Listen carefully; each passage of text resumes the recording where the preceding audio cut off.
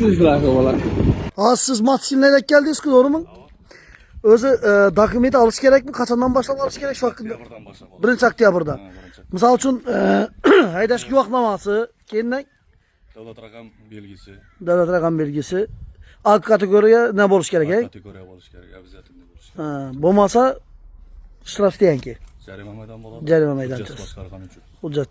Rahmat. Sog' bo'ling. Xo'p, endi shu narsa qiziqarli bo'ldi bizlara. Skuterlar kelibdilar, shtraf deyanki.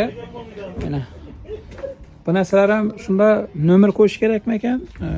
Hozir ishimiz bo'yicha nomerda qo'yish kerak ekan. O'zi bir masalan bu tursa 3-4 million turadi bu narsa. Har turli endi masalan 4-5 million har xil narxda. Xo'p, bunga ham nomer qisqaradigan bo'lsa, nomer olsa masalan falan soma. Shtraf deyankidamiz hozir.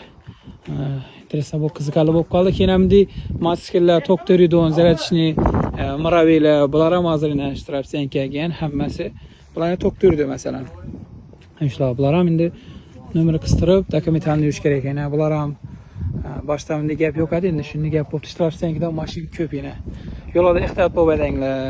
Hozir shunday tadbirlar ko'p bo'lib turibdi. Dokumenti yo'q, shu hujjat yo'qlar.